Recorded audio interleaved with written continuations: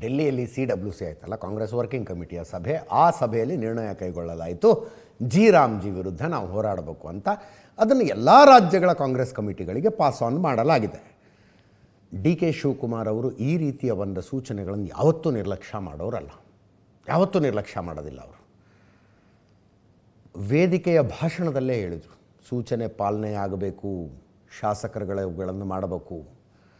ಎಲ್ಲೆಲ್ಲಿ ಕಾಂಗ್ರೆಸ್ ಶಾಸಕರುಗಳಿಲ್ಲವೋ ಅಲ್ಲಿ ವಿಧಾನ ಪರಿಷತ್ ಸದಸ್ಯರನ್ನು, ಅಂದರೆ ಗ್ರೌಂಡ್ ಲೆವೆಲ್ನಲ್ಲಿ ಇದರ ವಿರುದ್ಧ ಪ್ರತಿಭಟನೆ ಆಗಬೇಕು ಅಂತ ಅವರಂದ್ರೆ 4-5 ಕಡೆ ನಾನು ಬರ್ತೀನಿ, ನಮ್ಮ ಇದಕ್ಕೆ ಶಿಕಾರಿಪುರಕ್ಕೆ ನಾನು ಬರ್ತೀನಿ ಅಂದರು ಅವರು. ಶಿಕಾರಿಪುರ ವಿಜಯೇಂದ್ರರ ಕ್ಷೇತ್ರಕ್ಕೆ ನಾನು ಬರ್ತೀನಿ ಅಂತ. ಅದಕ್ಕೆ ವಿಜಯೇಂದ್ರ ಅವರು ಬನ್ನಿ ಬನ್ನಿ ಅಂತಾರೆ. ಕೇಳಿಸ್ಕೊಳ್ಳಿ.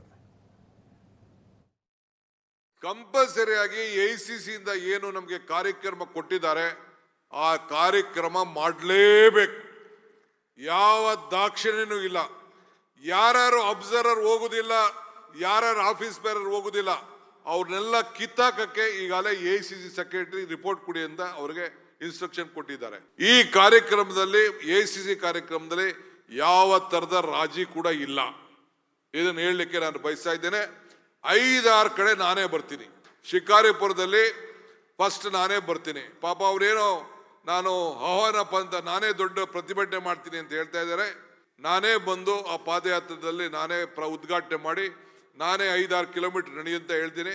ಪಾದಯಾತ್ರೆ ಬೇಡ, ನಾನು ವಿನಂತಿ ಮಾಡ್ತೇನೆ ಮಾನ್ಯ DK ಶಿವಕುಮಾರ್ ಅವ್ರಿಗೆ, ಅವರೇ ಬಂದು ಶಿಕಾರಿಪುರದಲ್ಲಿ ಸ್ಪರ್ಧೆ ಮಾಡಲಿ ಅಂತ ವಿನಂತಿ ಮಾಡ್ತೇನೆ. ಇರಲಿ, ಪಾಪ ಅವರು ಆಂತರಿಕ ಕಚ್ಚಾಟ, ಒಬ್ಬರು ಮುಖ್ಯಮಂತ್ರಿ ಕುರ್ಚಿ ಉಳಿಸ್ಕೋಬೇಕು ಅನ್ನುವ ಆ ಕಾತರದಲ್ಲಿ ಅವರಿದ್ದಾರೆ.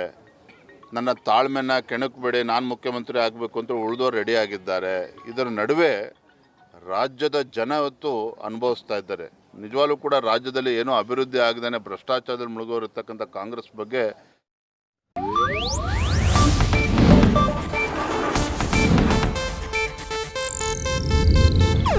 ಇದು ಏಷ್ಯಾನೆಟ್ ನ್ಯೂಸ್ ನೆಟ್ವರ್ಕ್ ಪ್ರಸ್ತುತಿ.